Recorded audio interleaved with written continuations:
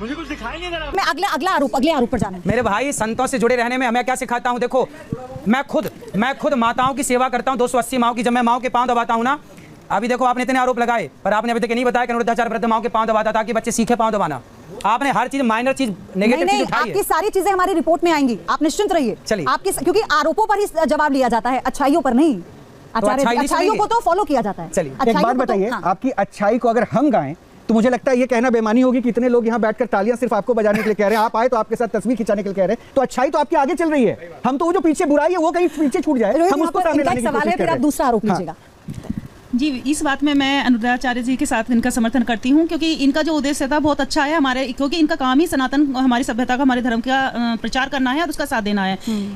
लाजपत जी ने, केसरी जी ने गणेश चतुर्थी, गणेश पूजा का आयोजन किया महाराष्ट्र में। उनका उद्देश्य था कि अंग्रेजों से हमारे देश की रक्षा करना। उन्होंने कहा कि इसी समय पर शाम को, सुबह को आप सब एकत्रित हुई और हम गणेश पूजा करेंगे। और वो उस गणेश पूजा में हमारे जो क्रांतिकारियों को इकट्ठा करने के बाद में ये योजना बनाते थे कि हमारा देश किस तरह से आज़ाद होगा। वो एक अच्छी शुरुआत हुई और उसी शुरुआत को आज भी हम फॉलो कर रहे हैं। आप देख रहे हैं ना, आप युवा हैं, लेकिन युवाओं को आपसे कई सारे प्रश्न हैं। हालांकि लेकिन आपके जो ये समर्थक बैठे हैं वो आपकी हर बात से इत्तेफाक रखते हैं। जी, प्रश्न पूछिए, प्रश्न पूछूंगी।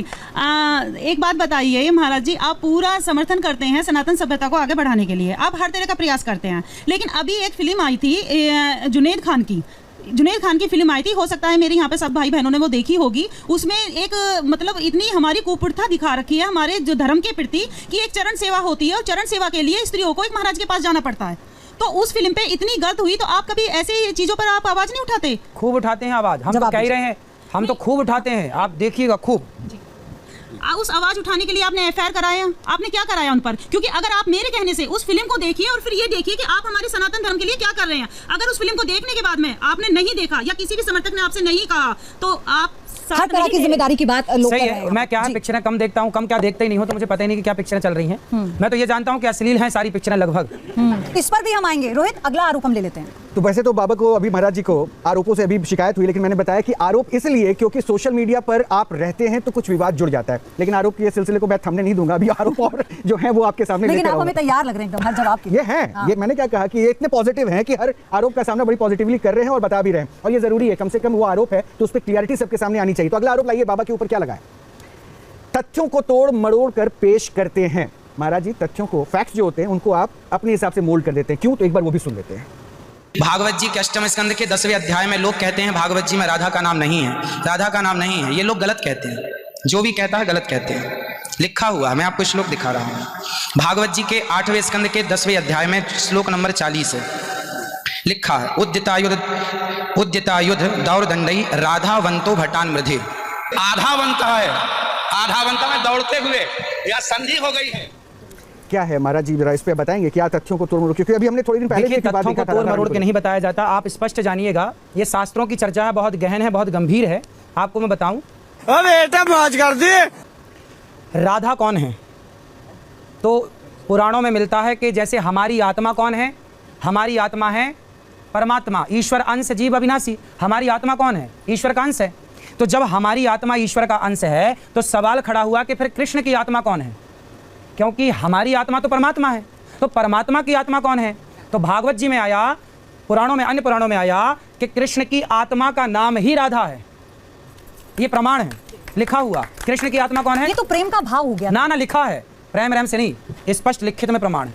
राधा कौन है? कृष्ण की आत्मा। अब बताइए कि भागवत में जिन कृष्ण का वर्णन है वो बिना आत्मा वाले कृष्ण का वर्णन है या आत्मा वाले कृष्ण का वर्णन है? आत्मा वाले कृष्ण का वर्णन है। तो जहां कृष्ण है वहां उनकी आत्मा है, मतलब वहां उनकी राधा है, और वहां लिखा है राधावंतो भटान मृधे। और एक बात और समझ लीजिए शास्त्रों की, शास्त्र को समझने के लिए क्या चाहिए? भावग्राही जनार्दना। बच्चा तोती कहता है तोती, तो समझा तो रोटी ही जाता है ना। मम कहता है मम, पप्पा दे दो पप्पा, तो समझा तो पानी ही जाता है ना। मैं पप्पा कहूँ, मम कहूँ, पर समझा क्या जाएगा? पानी। जब मैं तोती कहूँगा तो समझा क्या जाएगा? हाँ। तो भागवत जी में जहां जहां श्री शब्द आया है, भागवत जी में जहां जहां लक्ष्मी शब्द आया है, वहां पर राधा जी के लिए ही आया है। लिखा है अनया राधितो नूनम, यहाँ राधा। आचार्य जी, अगर बच्चा मम कह रहा है तो उसे पानी चाहिए, ये माँ से ज्यादा कोई नहीं समझता। परिवार के कई सदस्य हैं जो माँ को बुलाते हैं, कहते हैं बताओ जरा क्या मांग रहा है वो। आपके आधुनिक युग में भले ना समझे, पुराने जमाने मम का मतलब सब आप तो आधुनिक युग के आचार्य हैं। अगर आपकी बातों में इस तरह की तुष्टियां हुई तो फिर कैसे होगा?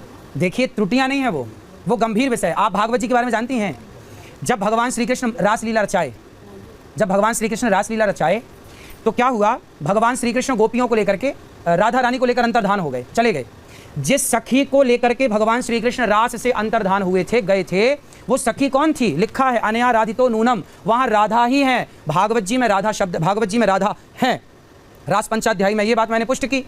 और वहां लिखा है, देखो वहां पर क्या है, उज्जितायुध दौर दंडई राधा वंतो भटान मृदि, लिखा तो है राधा। अब जिसको पाठ करेंगे तो राधा ही आएगा, पर वहां व्याख्या में आधा वंतो हो जाएगा, पर उच्चारण में तो राधा लिखा है, उच्चारण तो राधा ही होगा। जब उसकी व्याख्या करेंगे, संधि विच्छेद करेंगे तो आधा हो जाएगा, पर उच्चारण में तो राधा है। इसलिए वहां पर जो है, वहां भागवत जी में मेरी दृष्टि, कोई माने ना माने, ये देखो उनके विचार है कि वो नहीं मानते, आपके विचार है कि आप भागवत जी में राधा माने या ना माने, ये आपकी स्वतंत्रता। पर मेरी स्वतंत्रता कहती है, मेरे गुरुजनों का आदेश कहता है कि भागवत जी में राधा है, क्योंकि कृष्ण के प्राण राधा नहीं।